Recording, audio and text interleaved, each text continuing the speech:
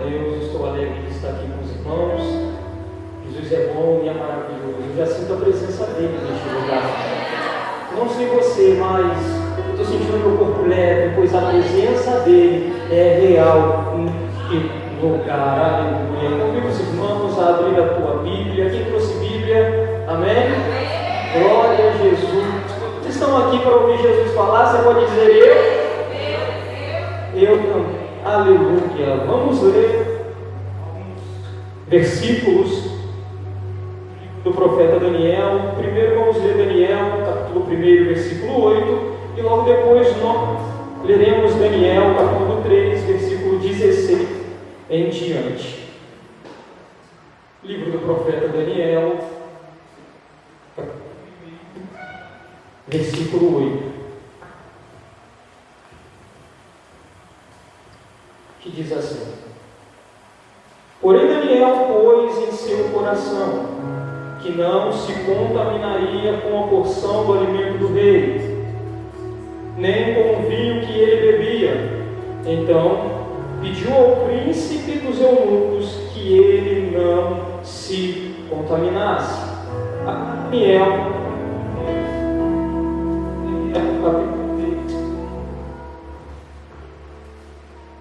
versículo 16.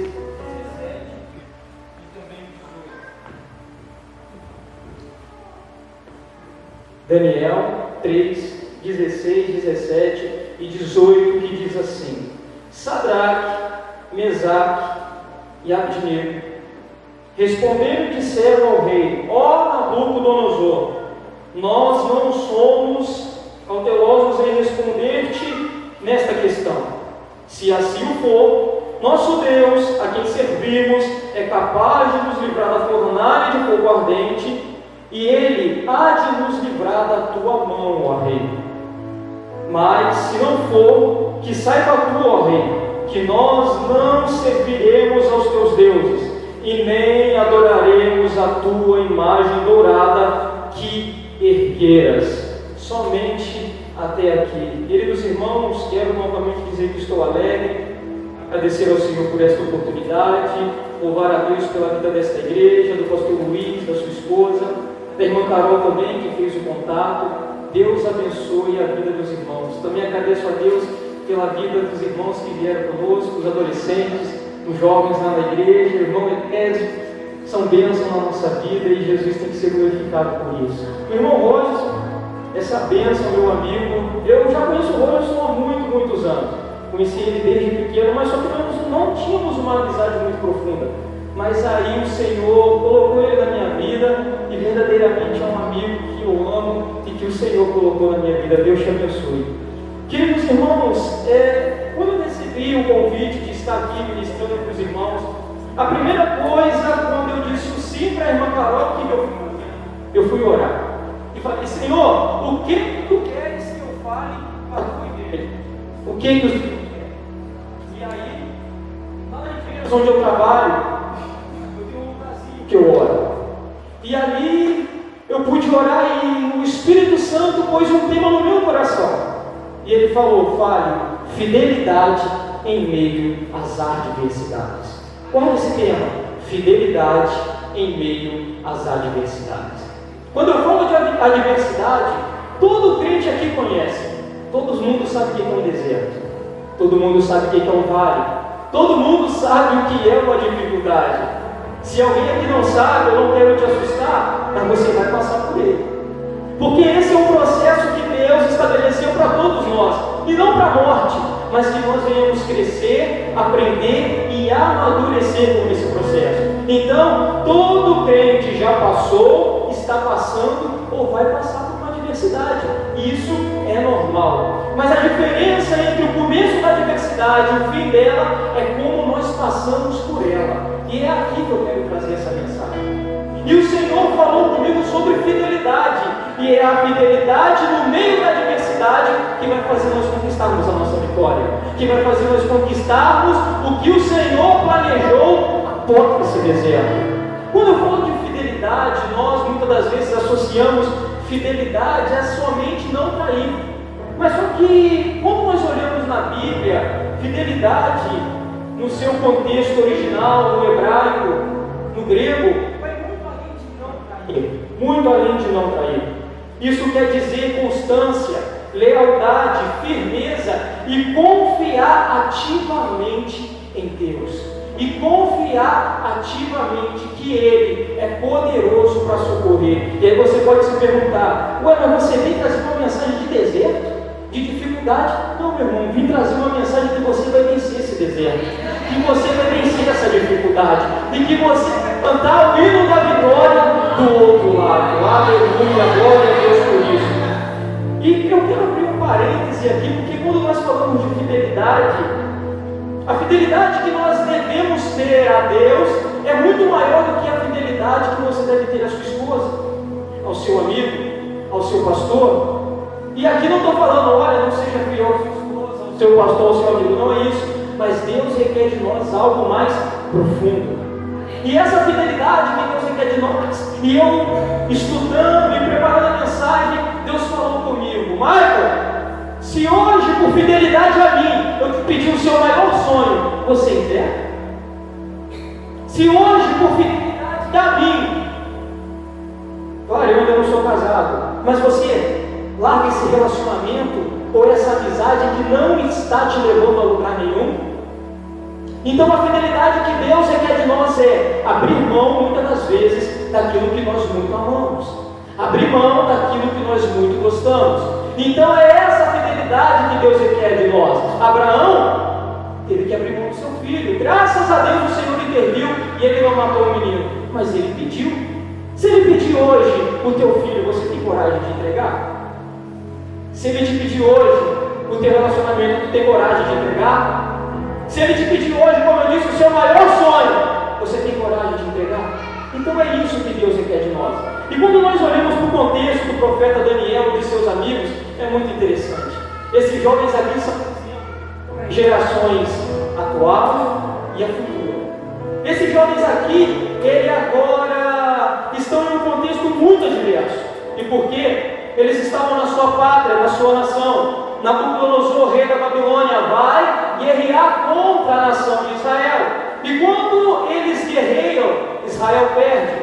Nabucodonosor agora seleciona alguns para que fossem levados para dentro da Babilônia. E quando nós vamos olhar o contexto da Babilônia, não era qualquer nação, não era qualquer país, era um império estabelecido e naquela época era o maior império da época. Não havia outro império mais poderoso, não havia um império mais rico, não havia um império mais organizado igual a Babilônia. A Babilônia era uma cidade rica e sofisticada, extremamente organizada, cheia de templo, palácio, e aí você talvez já viu na internet os famosos jardins suspensos da Babilônia. É muito lindo, é maravilhoso, e é essa cidade que Daniel está com seus amigos. A gente vai ver que Heródoto, o historiador, vai dizer que a Babilônia era uma das cidades mais impressionantes do mundo antigo, e ele tinha razão. Quando nós vamos pegar algumas imagens, até feitas por inteligência artificial, você vê a grandeza do que era aquilo. Eles tinham uma cultura avançada, eles tinham uma política opressora, então o rei estabeleceu uma ordem, tinha que cumprir, não tinha meio termo. Quando Nabucodonosor ordenava alguma coisa, era cumprido. A economia era muito atrativa. A gente vai ver que o conforto e a riqueza da Babilônia era maravilhosa. A gente vai ver que era militarmente totalmente dominante. Não havia outro que pudesse guerrear contra a Babilônia. A religião corrompida.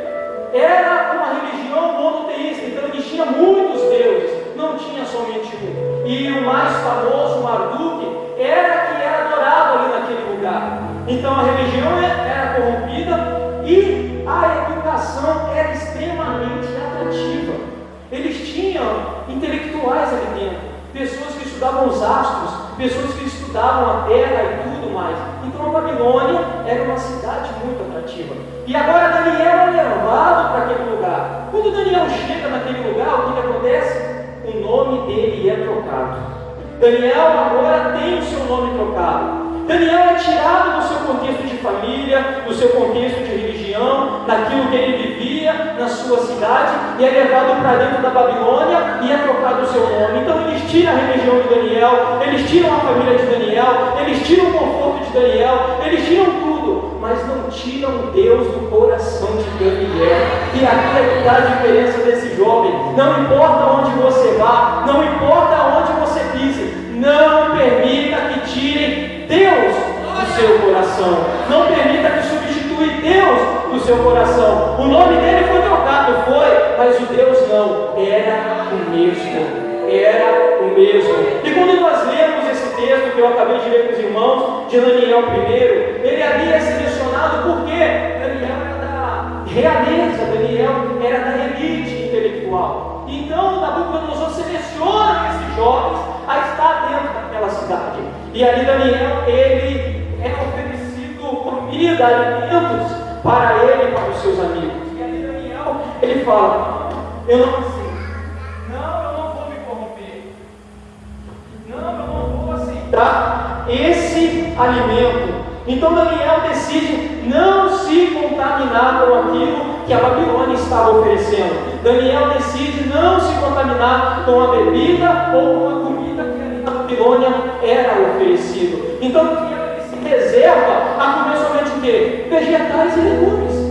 Somente vegetais e legumes. E a Bíblia diz que a aparência de Daniel era muito melhor do que a aparência daqueles que estavam comendo do rei dentro da Babilônia. Então, quando nós somos fiéis ao Senhor, em tudo que nós fazemos, com toda certeza, você estará muito melhor do que aqueles que se corromperam.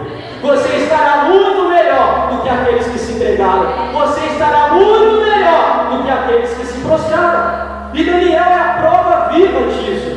Então agora, o rei oferece, ele não vai se contaminar. E eu acho interessante que em todo momento Deus era com Daniel. E quando eu olho para a história de Daniel e desse jovem, eu não posso esquecer de José. Pensa em outro jovem abençoado por Deus.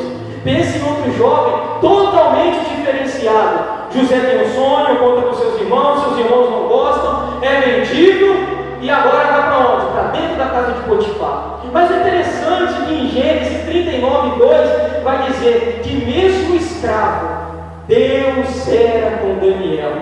Que mesmo escravo, Deus era com, José. Deus era com José. Agora mais à frente, em Gênesis 39, no versículo 21, agora ele está preso por um único motivo: rejeitou se deitar com a mulher de Potifar. E agora o que ela faz? Ela bola todo um circo, todo um esquema para prender José. E quando José está na prisão, o interessante é que dentro da prisão, José é destaque. José é diferente até dentro da prisão. E a Bíblia volta a dizer: e o Senhor era com José dentro da prisão. Meu querido, a fidelidade que você tem ao Senhor no meio da sua luta não vai deixar com que Ele se afaste de você. Não importa a dificuldade, Ele estará com você. E a Bíblia diz que Deus era com José. Na prisão, Deus era com José. Deus em nenhum momento abandonou José. Em nenhum momento Deus abandonou José. E quando nós olhamos para Daniel, na mesma forma, dentro da Babilônia, Deus estava com ele. Agora, Daniel passa por um processo. Qual é esse? Interpreta o sonho do rei. O rei tem um sonho, chama todos os seus magos e feiticeiros para que interpretassem aquele sonho, mas só que eles não conseguem. E aí o que ele manda fazer? Matar todos aqueles que não conseguiram interpretar o sonho. Mas só que agora tem Daniel na Babilônia. E Daniel foi interpretar o sonho do rei. E quando ele interpreta, o rei fica maravilhado e fala do Deus de Daniel. E agora Daniel é posto em um lugar de exaltação. Daniel é posto como governador de dentro da Babilônia. E a gente vai ver que no capítulo 6 de Daniel, o interessante é que agora Daniel, no capítulo 1, quando nós lemos que Daniel tinha mais ou menos 15 a 18 anos, no capítulo 6 ele já é mais velho, já tem mais Daniel agora, ele consegue transitar entre o Império Babilônico e o Império Medo-Persa. E quem agora é o rei ou imperador? Dário. Dário é o rei ou imperador. E agora, Dário gostava muito de Daniel. Daniel, a Bíblia diz que tinha um espírito excelente. E ali, Dário coloca Daniel como um dos mais importantes dentro do reino. E ali, a gente vai ver que clamam contra a vida de Daniel. E o que acontece? Falam para o rei fazer um decreto. E qual é esse decreto? Não, quem durante 30 dias orar a uma divindade ou a um rei, que não seja o Senhor, ó Dário, o Senhor vai jogar dentro da cova dos leões. Esse é o decreto. Então eles queriam incriminar totalmente Daniel para fazer com que Daniel saísse da posição que o rei agora estava estabelecendo ele. E o interessante é que a Bíblia diz que Daniel, quando recebe a notícia, ele entra na sua casa, ele abre a janela, que volta para Jerusalém e ele começa a orar 3 vezes ao dia. E ele começa a orar 3 vezes ao dia. E é isso que faz toda a diferença na vida do crente. O que? Oração. Oração. A oração, meu irmão, é um instrumento tão poderoso que Deus nos deixou. Deus, ele tem várias maneiras para se comunicar com a gente. Deus usa profeta, sua palavra, maravilha. Deus tem vários, mas só que a gente só tem um meio para se comunicar com Deus. E qual é? Oração. E quantas vezes nós negligenciamos esta ferramenta tão poderosa na vida do crente? Meu irmão, a oração tem o poder de mudar totalmente a perspectiva da sua vida. A oração tem o poder de mudar totalmente aquilo que você está vivendo. Então Daniel, o que ele faz? Ele ora. Daniel recebe a notícia do decreto.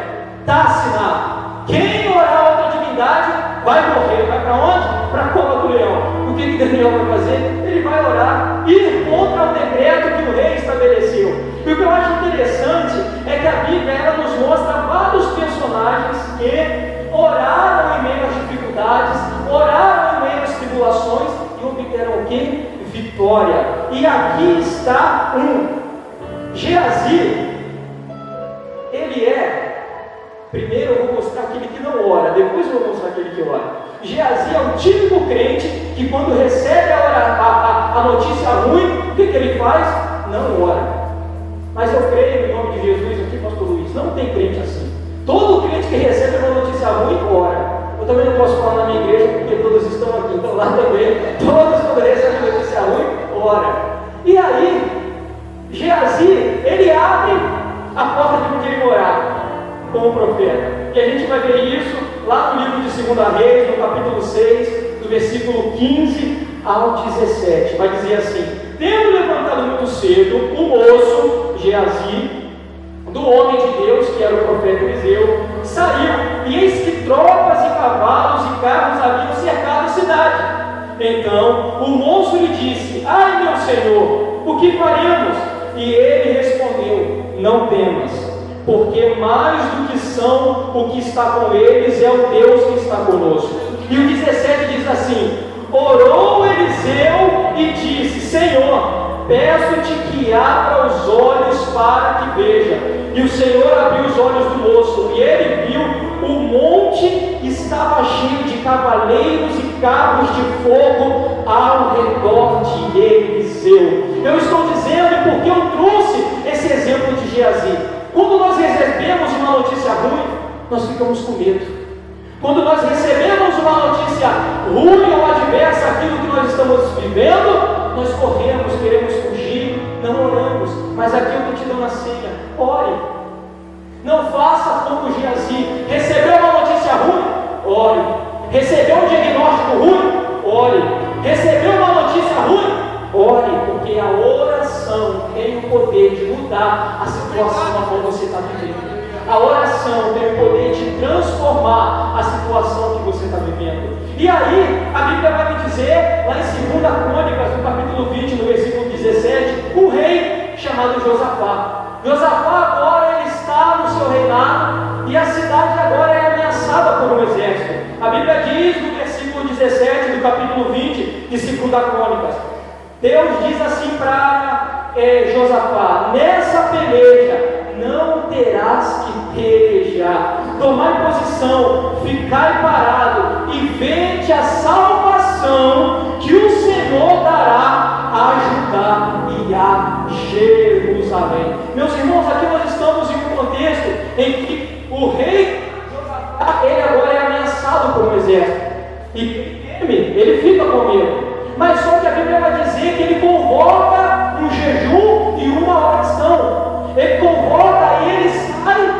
de onde ele estava e ele vai para o pátio reservado. E o que ele faz ali naquele pátio reservado? Ele ora. E no momento que ele ora, o Senhor brada e Josafá diz: nessa peleja não terás que pelejar. E Judá e Jerusalém não moveu um soldado, um arco, uma flecha, uma lança, uma espada. O Senhor deu vitória àquela nação. O que eu estou dizendo é que quando você ora e coloca nas mãos de Deus, agora o seu problema é de Deus. E aí, meu irmão, é diferente. Quando Deus pega esse problema seu para Ele, pode ter certeza que Ele vai resolver. Não tem câncer que para o nome de Jesus. Não tem depressão que para o nome de Jesus. Não há diversidade, meu querido. Às vezes nós estamos colocando o nosso problema acima do poder de Deus. Mas eu venho aqui para te falar que Deus é maior do que o seu problema. Deus é maior do que a sua conta bancária negativa. Deus é maior que a sua empresa, que às vezes você está achando que vai falir. Não, coloca na mão de Deus e pede para Ele resolver. E com certeza a vitória será sua. E agora só mais um exemplo rápido, é Paulo e Silas. Outro exemplo de homem que ora no meio da dificuldade. Paulo e Silas está onde? Na prisão. Paulo e Silas está onde? Preso. Preso por fazer o quê? Uma obra. E agora, o que eu acho interessante é que eles vão dizer lá em Atos, no capítulo 16, no versículo 25 ao 31, vai dizer muito bem. No 25 vai dizer: por volta de meia-noite, Paulo e Silas oravam e cantavam louvores a Deus. E os demais companheiros da prisão escutavam. De repente, sobreveio tamanho terremoto que sacudiu os alicerces da prisão, abrindo todas as portas e soltando todos que estavam presos. Essa é outra diferença do crente que ora. O crente que ora, mesmo na prisão, Deus é capaz de libertar. Deus é Deus que livra a crente da prisão. E Paulo é a exemplificação disso. Paulo estava preso, como eu disse, por fazer a vontade de Deus. Mas só que agora ele é fiel e continua fazendo o que ele sempre fez: orando e louvando. Orando e louvando. Está difícil? Não pare de orar e louvar. Está com dor? Não pare de orar e louvar. Está complicado? Não pare de orar e louvar. Porque Deus é capaz de fazer até um terremoto para a vitória vir nas tuas mãos. A gente às vezes não tem capacidade, dimensão de imaginar aquilo que Deus faz por um crente que ora. Às vezes a gente está tão reticente, tão medroso, que a gente coloca Deus numa caixinha e fala: mas o meu problema é muito grande, eu estou preso, o meu problema é muito grande, eu não vejo saída. Deus vai lá e faz um terremoto e os cárceres são abertos só para você passar. Deus tem vitória para crente que ora. Deus tem vitória para crente que se prostra. Deus tem vitória para crente que coloca Ele em primeiro lugar em oração. Queridos, isso é a exemplificação perfeita daquilo que Deus tem para nós: vitória. Até na morte Deus tem vitória. Porque até a morte para o crente não é derrota, é vitória. Eu não sei vocês, mas eu imagino só, com certeza, se Jesus não voltar antes, eu vou morrer. Isso para mim não é derrota, é vitória. Porque eu verei face a face. Você o verá face a face. Tem maior vitória que essa? E Ele enxugará no teu rosto toda lágrima. E lá não haverá mais dor, nem choro, nem pranto, nada Nada disso, meu irmão, é só adoração. Então, se tem mais 3 jovens, igual são esses: Sadraque, Mesaque e Abednego. Queridos, a Babilônia, quando pegou aqueles jovens e levaram para lá, não foi só esses 4 que foram mais. Com certeza foi mais para dentro da Babilônia, mas só 4 se destacam, porque só 4 permanecem fiel, porque só 4 permanecem firmes naquilo que eles já ouviram lá em Jerusalém. E é como Davi disse: guardei a palavra do Senhor onde? No meu coração, para mim não pecar contra o Senhor. E é isso que esses crentes aqui estão vivendo dentro da Babilônia. E agora, o rei Nabucodonosor, ele faz uma estátua. Imagina só, a grandeza que eu disse da Babilônia, ele vai fazer qualquer coisa. Ele fez uma coisa grandiosa, uma estátua linda, maravilhosa dele. E ali, ele estabelece algo. O que ele estabelece? Todos, quando o sino tocar, tem que se prostrar diante da estátua do rei. Todos, sem exceção. Todos têm que se prostrar. Do maior ao menor, tem que se prostrar. E ali aquela estátua foi erguida. E o interessante é que Sadraque, Mesaque e Abednego, eles não vão se prostrar naquela estátua. Eles permanecem firmes e fiéis naquilo que eles acreditam, no nome de Deus. E ali eles são enquadrados. Ora, vocês não vão se ajoelhar perante o rei? Vocês não vão se ajoelhar perante a estátua que o rei estabeleceu? Vocês não vão se dobrar como ele decretou? Não, nós não vamos se dobrar. E aí Nabucodonosor recebe a notícia: tem 3 jovens lá que não vão se prostrar diante da sua estátua. E o rei diz o quê? Traga até mim. E aí foi o que nós lemos no capítulo 3, no versículo 16, 17 e 18 do livro do profeta Daniel. Eles não se dobram, e agora eles são levados, e quem não se prostrasse seria jogado dentro da fornalha de fogo ardente. E olha só, o rei, ele manda que aquela fornalha fosse aquecida 7 vezes mais. Imagina, aquilo já quente, e foi aquecida 7 vezes mais. Para quê? Para que aquele que chegasse até próximo morresse. E assim aconteceu. Os soldados que pegaram Sadraque, Mesaque e Abednego, quando eles chegam perto da fornalha, eles são mortos na hora. E ali, quando eles colocam aqueles 3 jovens, eu imagino só a cena de eles sendo amarrados e jogados dentro da fornalha. E aí a Bíblia diz que Nabucodonosor começa a olhar. E ele olha espantado, estranho, porque aqueles 3 jovens estavam correndo no meio do fogo. Aqueles 3 jovens estavam vivos no meio do fogo. E ele diz: olha, nós não jogamos só 3, eu estou vendo 4 lá dentro. Eu estou vendo mais um, e é semelhante ao Filho do Homem, e é semelhante a algo maravilhoso. Ele jogou 3, mas tem 4 lá dentro. E por que isso? Porque quando eu sou fiel àquilo que Deus estabeleceu, não importa se é fornalha, não importa se é deserto, não importa se é mar, Ele estará com você. Ele estará com você. Eles foram jogados, mas Papai do Céu estava lá dentro com eles. E o fogo não fez dano algum a Sadraque, Mesaque e Abednego. Meus queridos, essa é a prova. Infelizmente, eu digo infelizmente no sentido da quantidade. Mais jovens foram levados, e só 4 destaques dentro da Babilônia. E a minha geração, eu creio que Deus é maior do que isso. Deus é maior. Às vezes, por muito pouco, troca Deus e Jesus. Querido, eu não falo isso aqui para mim engrandecer. Quem sou eu? Um ser insignificante. A Lucila, eu conheço ela desde quando eu me converti. E ela vai lembrar que no banco da frente da igreja que eu congregava, havia eu e mais uns 5 jovens. Ela vai lembrar os nomes. E aconteceu que o tempo foi passando, a pandemia chegou.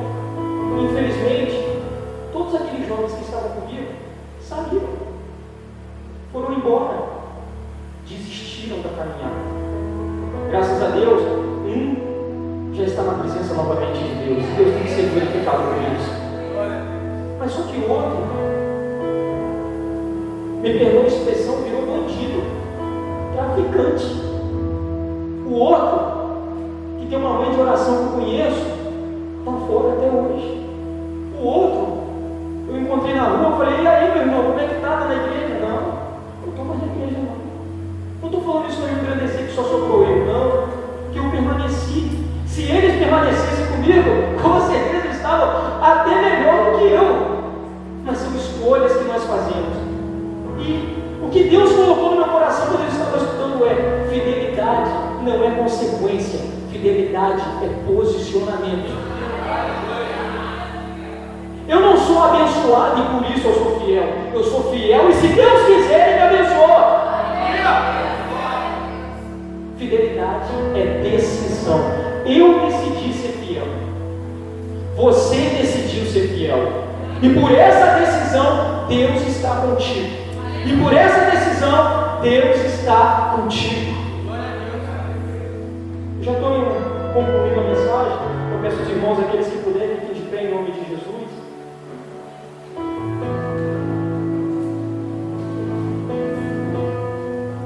Queridos, prestem atenção no que eu vou dizer.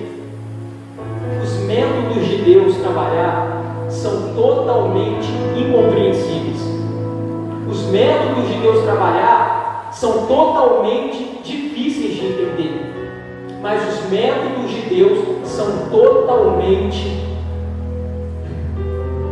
Isso quando Deus falou comigo, eu fiquei, meu Deus, é verdade. Os métodos de Deus são totalmente eficazes. Eles são incompreendidos porque quando você entra na luta, você não entende. Quando você entra na dificuldade, você não entende. Mas eu quero dizer que por mais que os métodos dele sejam incompreensíveis, eles são totalmente eficazes.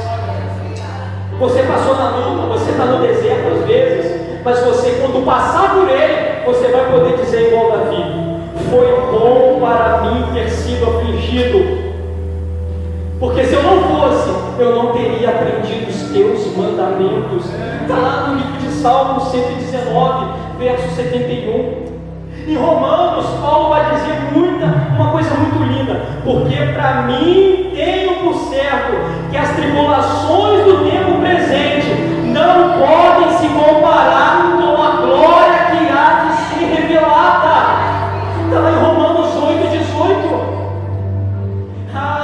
Mas tem outro, Jó. Quem não conhece Jó, meu irmão?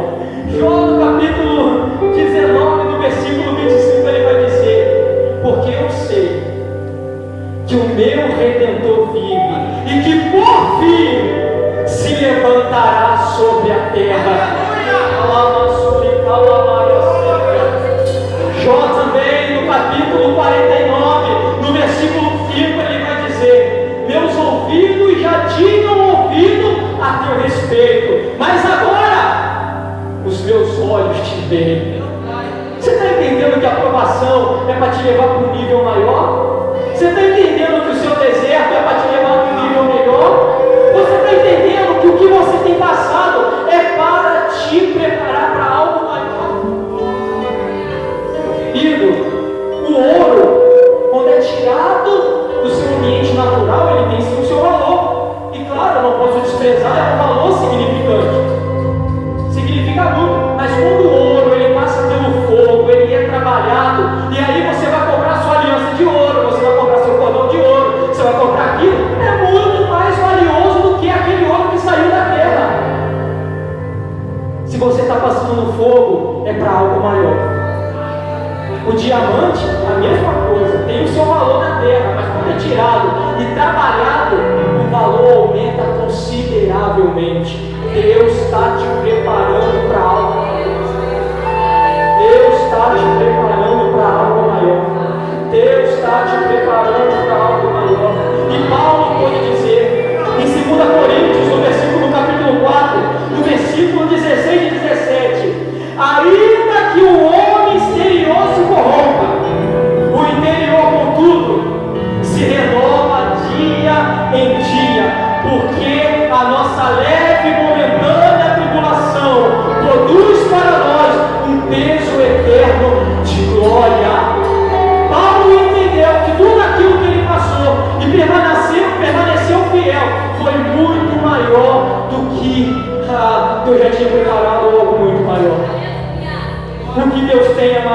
Deus tem é melhor. O que Deus tem é maior, o que Deus tem é maior e melhor. Dá a mão para o seu irmão aí do lado. Me ajuda a pegar, você está mais próximo dele. E você vai falar para o seu irmão assim: permaneça fiel. Você vai repetir: permaneça fiel. Porque se você permanecer fiel, não tem fogo que te consome, não tem leão que te destrua, não tem mar que te afogue, não tem nada que vale o crente fiel.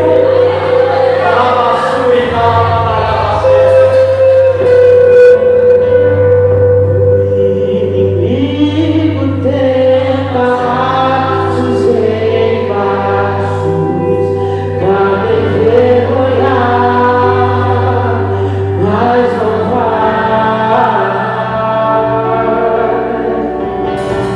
porque eu não estou sozinho nessa guerra, está comigo o braço forte do Senhor.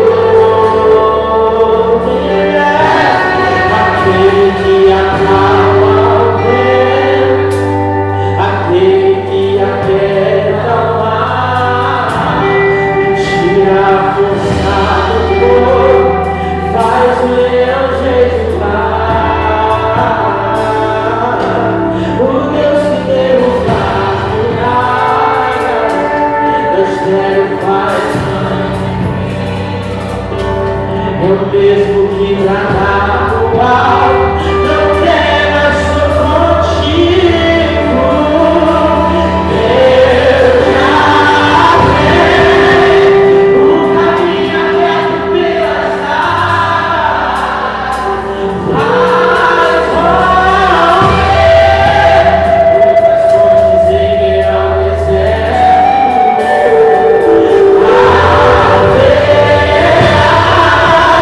Deus que garante o paz eterno,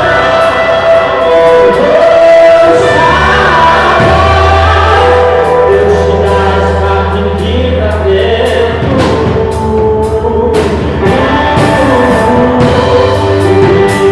Inimigo tem passos em parados pra te envergonhar, mas não vai. Eu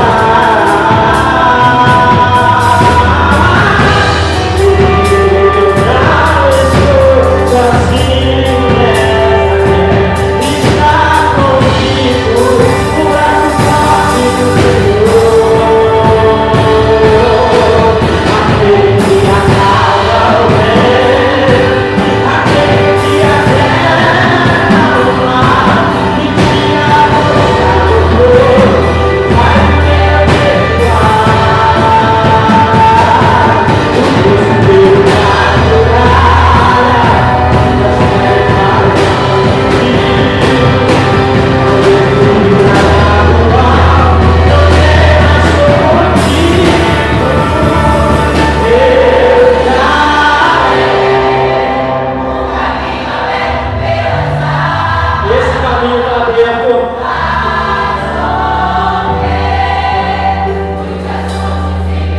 Tem fonte para você beber no deserto.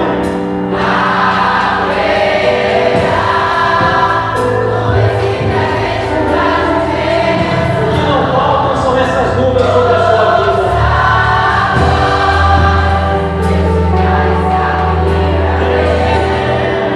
Só para nós encerrarmos, você vai ser boca de Deus para o irmão que está do seu lado.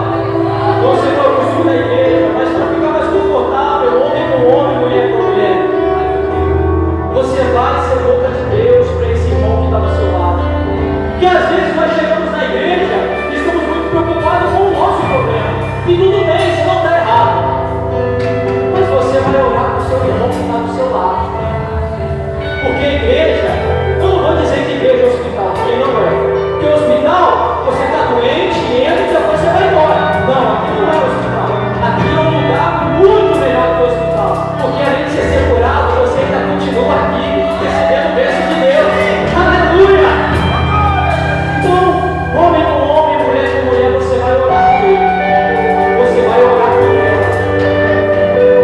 Você vai ser boca de